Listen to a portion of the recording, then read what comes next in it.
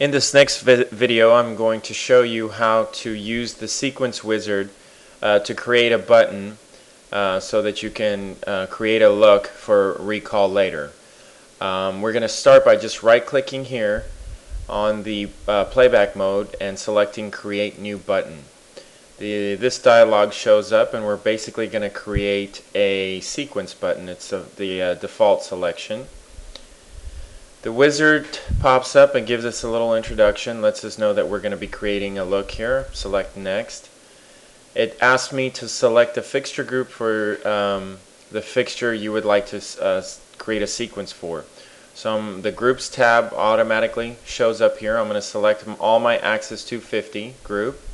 As you can see, it selects them all. When they're red on their name area, that means they are selected. Then I press Next. Now it's going to try to open all the shutters and turn up the dimmers and so forth, so you can see here's my fader layout. On my palette window I have a button or an area called Faders. Basically shows all the faders, and it's turned up my dimmer, and so my light should be initialized and my pan and tilt are at center, 128, 128. Then we're going to select Next. Then it asks me to select a color for the sequence. So I'm going to select, say, orange. As you can see over here, I selected orange, and the light's color in the fixture layout turned orange. I'm going to press Next. Next, I'm going to select the gobo.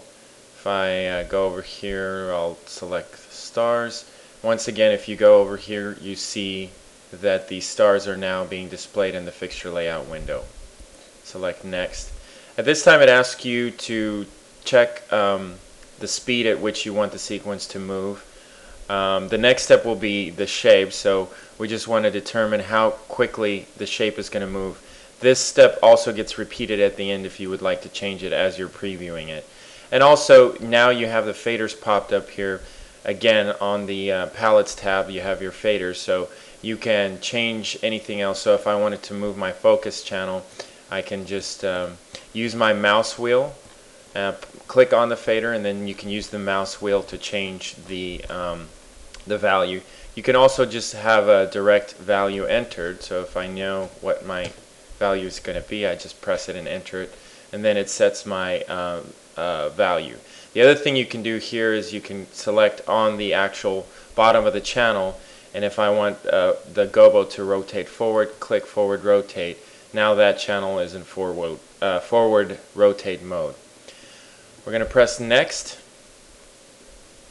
and now my MFX, Motion Effects tab shows up. Basically, these are all the movements that I have available in this wizard. There are more available if we do this manually, but I just wanted to show you guys the wizard way first.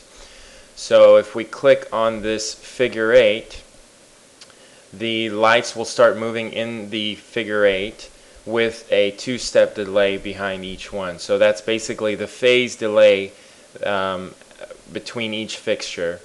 And I'm going to go ahead and open the visualizer here so you can just see a rough idea of what that looks like. So basically that's the look that I've created.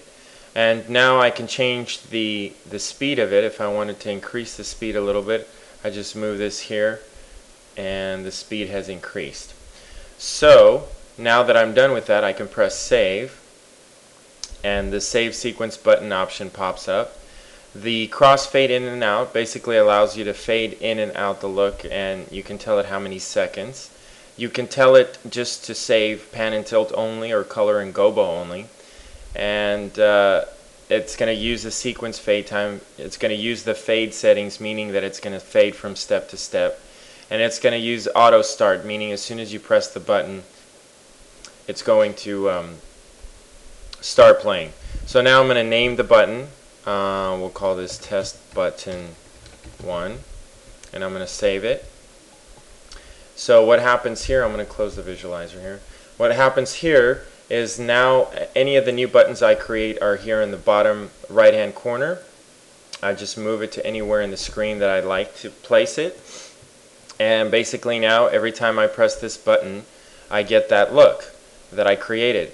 Now you can build that with each of the components of your light show. And one other quick note here, if you wanted to synchronize this button to audio, meaning that the speed of the movement and the changing between steps is controlled by the speed of music, you basically click this little speaker here and then tap. You can either tap or you can use the start audio in, which basically analyzes the audio input from your computer sound card and sets how quick these sequences with the little speaker are highlighted. Also, the button can be locked, meaning that no matter what you do, this sequence will be playing. For instance, you can use that if you're lighting up areas, bars, or whatever with LEDs, and you need to be able to lock a look so that it doesn't change throughout the night. It's like a constant ambient light or some LEDs on a bar or whatever. So no matter what you do, that button will continue playing. That is the rough overview of how to create a sequence button in the Sequence Wizard.